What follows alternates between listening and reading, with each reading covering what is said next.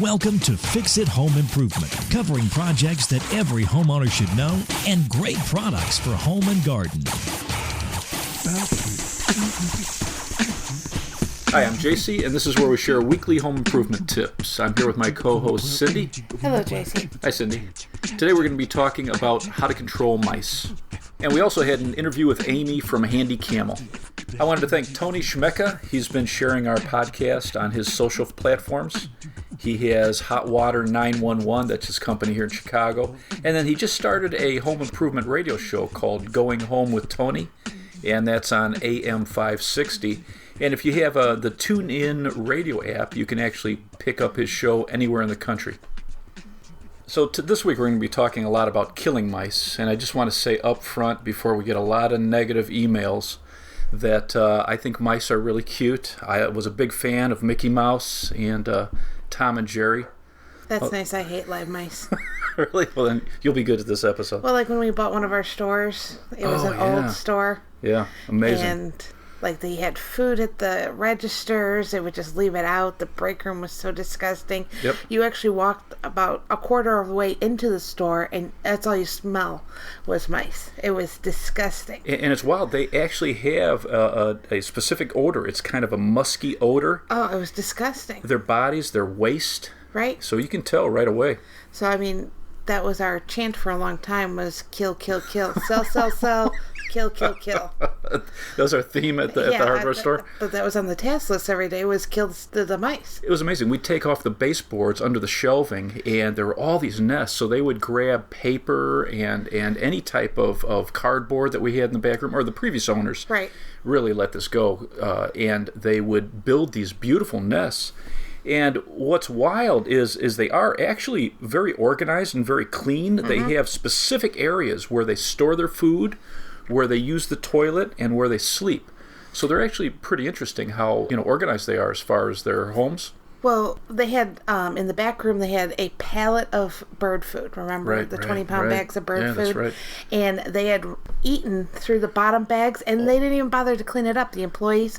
So that it was like an endless source. Then remember... Right. Well, they had it on pallets. Right. And so the bottom of when we moved all that finally, once we took possession of the store, underneath it was just filled with tunnels. So it had all this food that they had tunnels, and so they'd go and they'd grab the food. Yeah, that's right. I forgot all about that. And then remember in the back where they customers would come in with their jugs of water, their gallon jugs. Oh, yeah. And the thing would just drip. The machine would just drip. Right. So it's purified water. That was a source of water for endless mice. Source of food and water. So these colonies of mice. There was a bakery right next door to the hardware store. That we never ate at. Right. But I mean, all the mice were in our place because why would they leave? Right, exactly. Yeah. Funny. We don't get. I think we've gotten like 2 or 3 emails. I think we probably have 2 or 3. So Justin Lovejoy, your cousin Justin, I think your sister. So maybe we shouldn't worry too much about. Yeah, and I don't think anybody's listening. So anyway, for someone who might be listening, it is funny how clean, how intelligent. Actually, mice have facial expressions. Yeah, so when they're happy and sad, put on different expressions. Mm-hmm. What's funny is if a mouse gets scared and he can't escape, he'll play dead. Oh, wow. Interesting, huh? Wow. And then male mice actually sing. They create these ultrasonic sounds, and they sing to their mates. Mm-hmm. Their whiskers are pretty interesting. They can sense smooth and rough surfaces with their whiskers, and they can also tell the temperature. Are you trying to make them cute? Yeah, they are. Like I said, love Tom and Jerry. But the problem with mice is their droppings. They actually can carry about 200 pathogens. Mm-hmm. The CDC says that there's 11 main diseases that they carry, and especially in here in the U.S., there's a handful that can be deadly. Probably the number one thing, though, with mice is Salmonella. So their feces and their urine is spreading Salmonella, especially in food prep areas. If you have a mouse problem and you don't realize it, especially right in the beginning of a mouse problem, they're leaving these droppings. So they're constantly leaving droppings, and they say that hundreds of times a day they're urinating. So everywhere they're walking, they just release a little bit of urine, which contaminates every area where they walk. And then also you can get tapeworms from food contaminated with feces. So they're definitely a problem. Yes, this is why I don't like them. And I want them all to die. And then what's wild, like in Europe, from 1347 to 1352, 25 million people were killed from the bubonic plague. And that was primarily from fleas feeding on the mice. So they would get a blood meal from the mice, and then they would bite humans. And that's how the plague started. And just amazing, between 1340 and 1400, basically mice were responsible for killing a third of the population in Europe, which is just staggering. So they're definitely a problem, and it's something that, they're great outdoors, they're, cute, intelligent little animals, but this is definitely something that we need to solve if they're in our house. So to control mice in your house, you want to control their food source. So birdseed, pet food are probably the number one food source. You want to put it in enclosed containers. When we talked to Amy from Handy Camel, that clip is really nice because you can clip your bags, and if they get knocked over, it prevents them from spilling and giving food to the mice.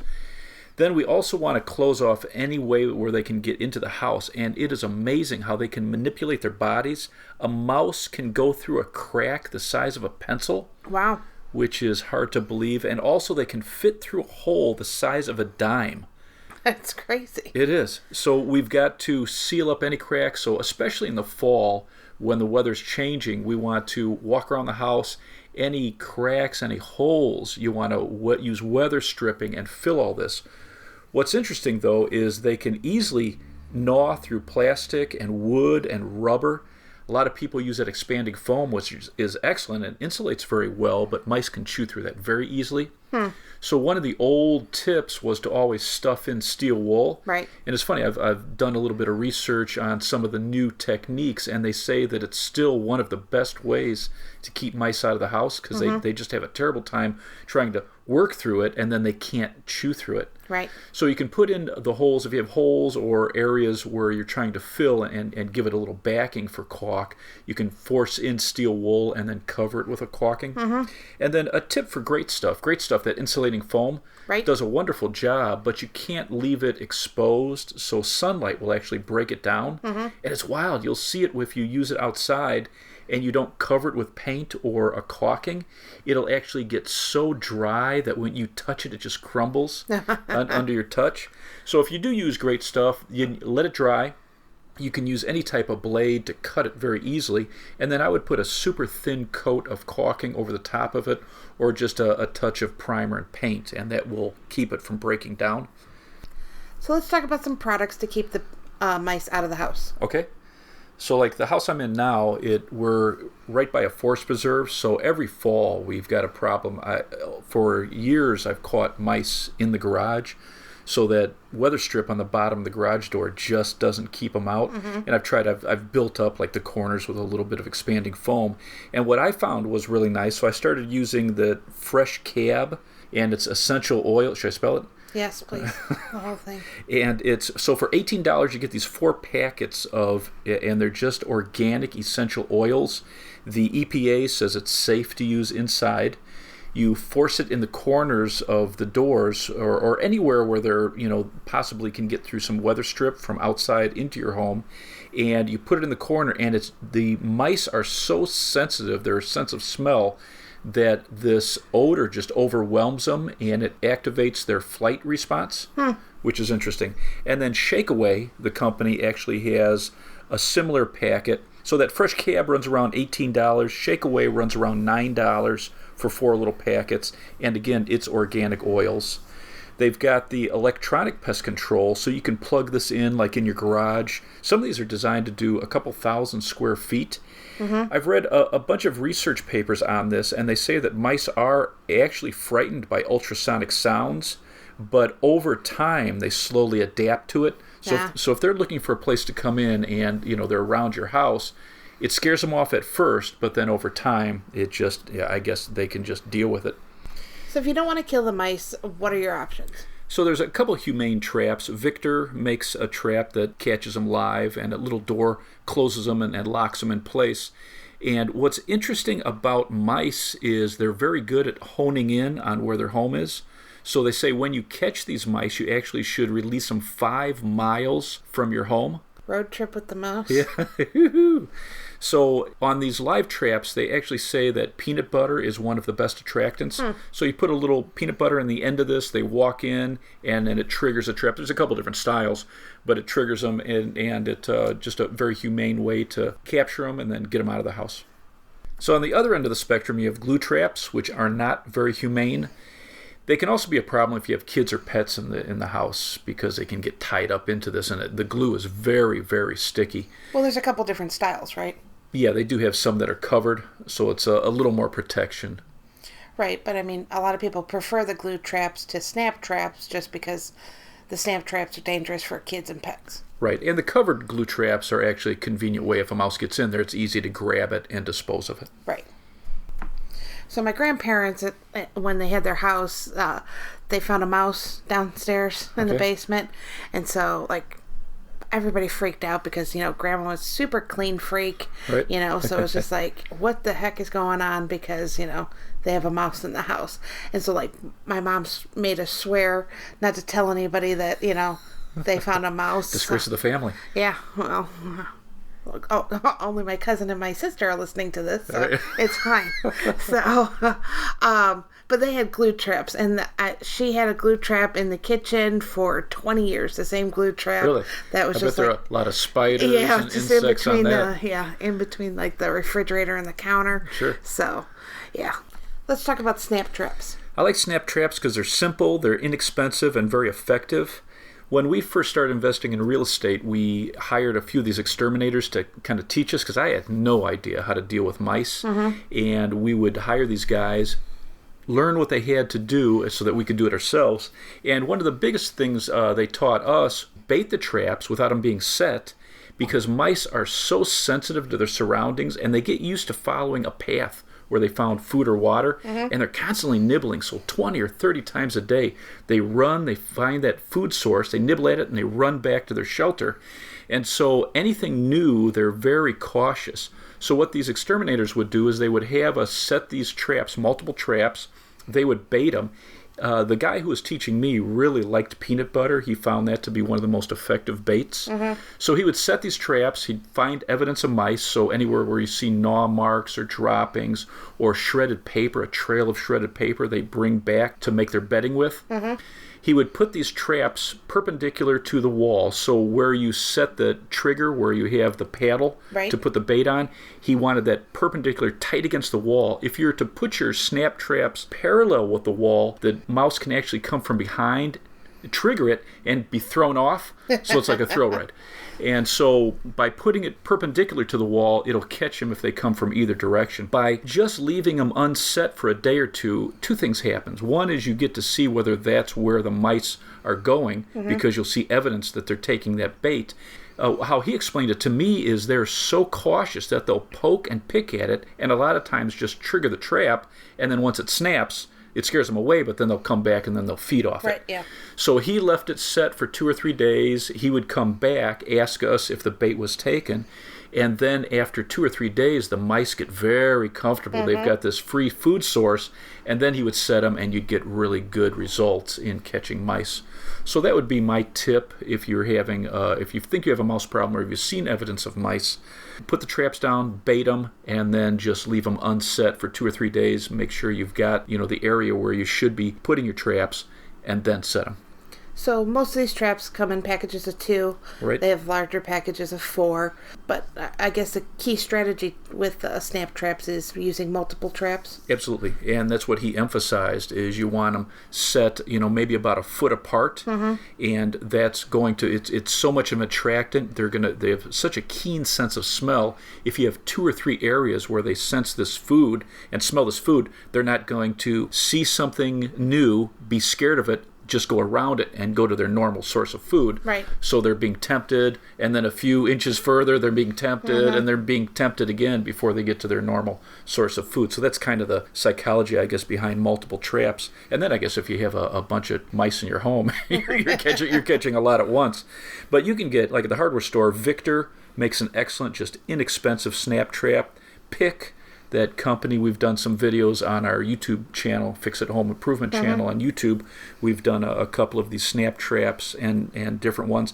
I really like the pre-baited snap traps. Right. So they have a yellow paddle that's pre-scented. When you open it, looks like a piece of cheese. Right. Yeah, it looks like a piece of Swiss cheese, which is cool. So those little holes in that paddle actually allow you to put in peanut butter. So when you open the package, the pre-scented ones have that scent for 3 to 6 months, which is quite a while. And then those holes are designed after 3 months. Then you can force in a little peanut butter in these holes, and that's going to, when they're trying to dig it out of the hole, it's going to snap. And then if you're a little squeamish, if you don't want to see the mouse that are killed, Decon actually has a really nice trap that we sold a lot of, and it's called the No View, No Touch trap. Right. And they come in pairs. I think those run about $8 for a pair, but it looks just like a hockey puck. It's just a big, thick, round thing, and you twist it, and it's spring-loaded. So once it's twisted, it has a little indicator. Thank you. An indicator that shows it's set, and then once it's triggered, that indicator goes to caught. Right. And so you know you have a mouse in there, and then you just pick it up and throw it into the garbage. And then always, whenever you're dealing with this, because we're worried about carrying disease, we always want to make sure that we're wearing rubber gloves. We want to have plastic bags that we put them in and tie them off and get them into the waste. So what kind of price are we talking about for, like, the basic snap traps? So snap traps, $2-3 for a pair, so very inexpensive, and again, they're very effective. And the Decon No Touch? Is around $8. So let's talk about poison. Okay. Well, they're very effective, but you got to be careful. If you have children or pets in the house, it can definitely be a problem. A couple myths. One is that mouse poison will dry up a mouse to prevent odor. Right. Which isn't true. And then a lot of people have always come into the hardware stores saying, oh yeah, I like the poison, because they eat the poison and then they leave your house because they're searching for water. Which is another myth. That's not true. So there's a few different styles of poison, and now I like some of the new products that are coming out. Ortho has this Home Defense Max. It's a refillable bait station, and it's very thin and narrow. So this is part of the Scott's company, and this is designed, you can slide it behind the fridge or stove. It's very thin and narrow, so it's designed so that kids and pets can't get into it, but it allows the mouse in. The poison is trapped inside there, and so the mice, again, they just nibble at stuff. So they'll come in, they'll nibble at it and run out, and very effective at killing them. And then it's designed so it can be opened and you can put new bait inside there. That's nice. And then a company called Tomcat, they also have a refillable bait station. Decon has a refillable bait station, and these run about $8. I like the Decon one. It has 2 entrances. It has a bait that has a hole in it, and so you put it into the center of this, you lock it in place, and it can't move out of the bait station.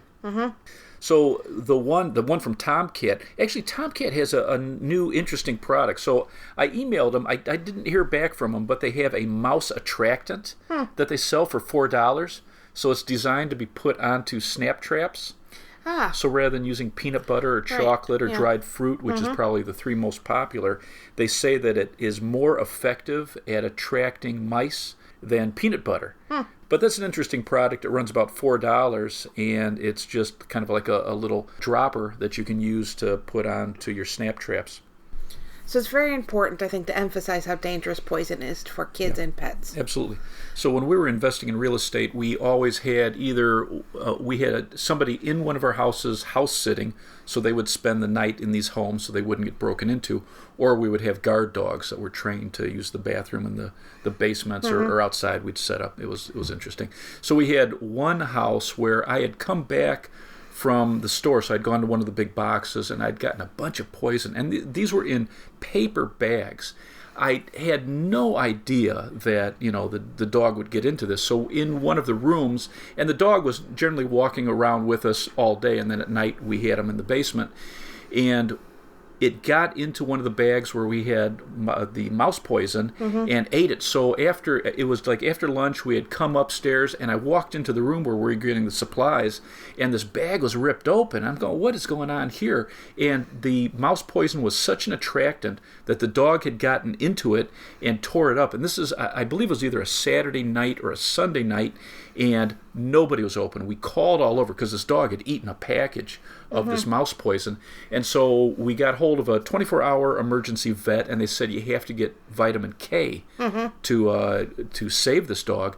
And so we went to a couple places, and nobody had it. And so we were planning on the next day we would get it to the vet. And so the next morning it was dead. And it was a beautiful animal. It was a solid-sized dog. It was a medium-sized dog. Just from eating this mouse poison, it killed it. So it's definitely very dangerous, and you need to be very aware when using any type of mouse poison. So on a lighter note, we have an interview with Amy from Handy Camel, and we'll hear that now. How you doing, Amy? I'm good. I was just curious if we could talk a little bit about how you guys developed it, because it seems like something that should have been around forever. It's one of those things that you want to smack yourself in the head for inventing. Why didn't I think of it? Exactly, one of those. It was actually invented by a German, a crazy and creative German, I should say.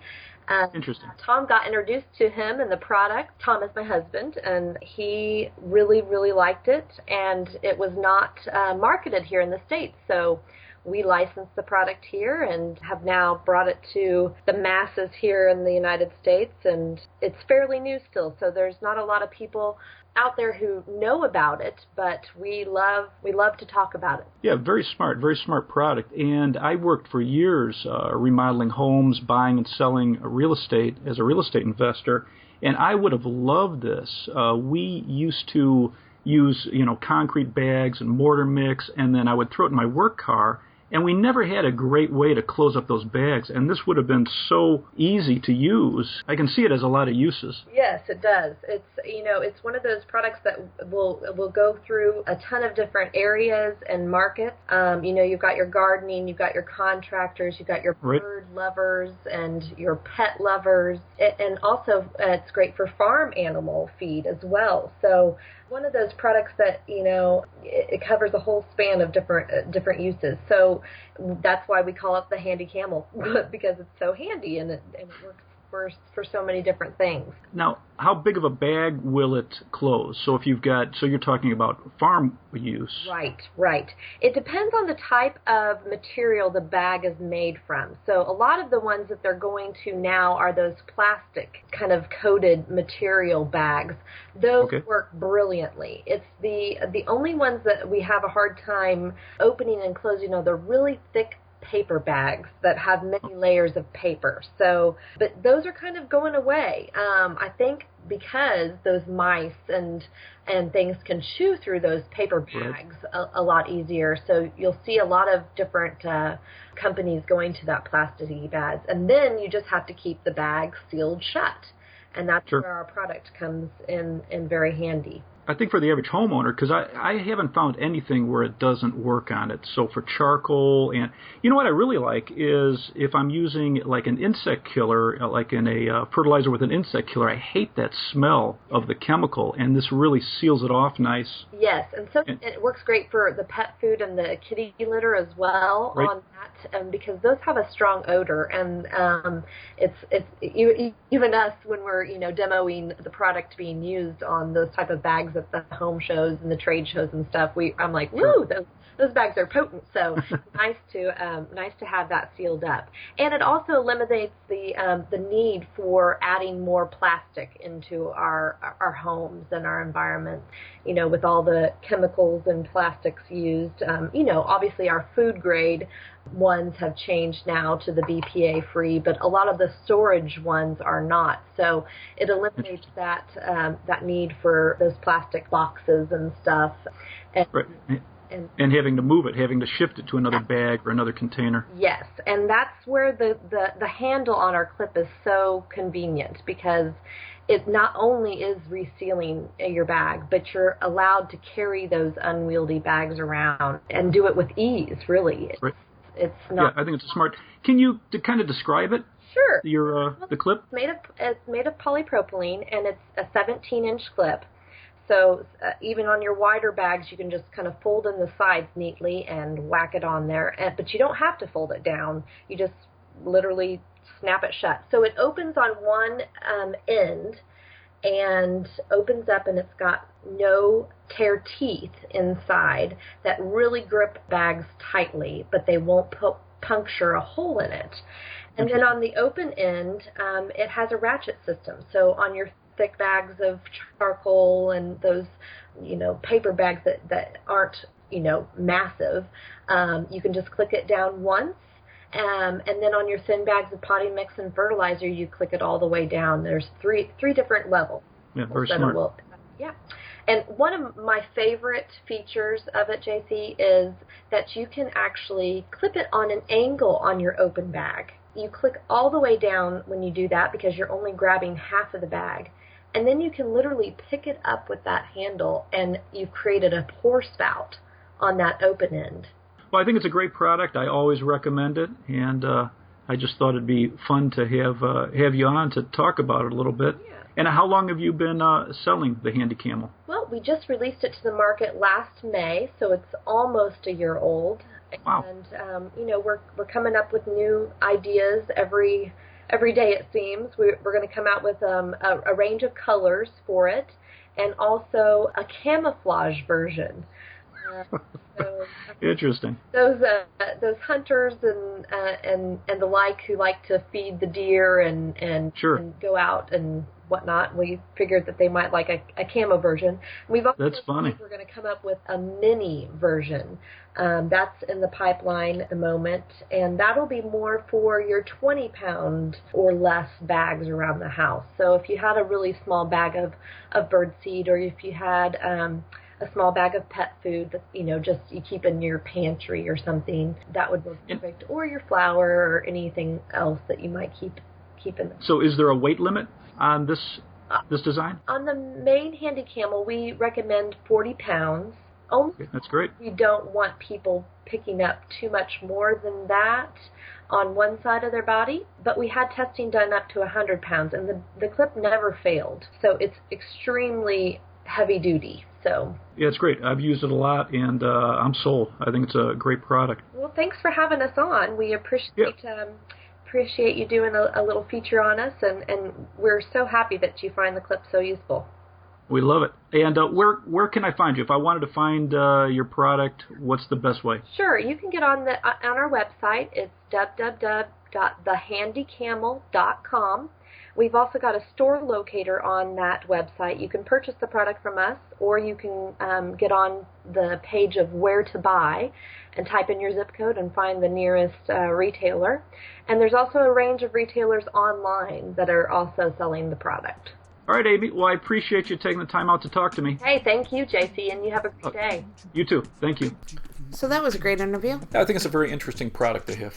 Okay, well, I think that wraps up this episode. If you'd like to subscribe, you can subscribe on Stitcher or iTunes. If you enjoyed it, please leave us a review. You can see our home improvement videos on our YouTube channel, Fix It Home Improvement. You can subscribe there as well. If you'd like to email us, you can email us at fixitpodcast@gmail.com. Thank you for listening. Talk to you next week.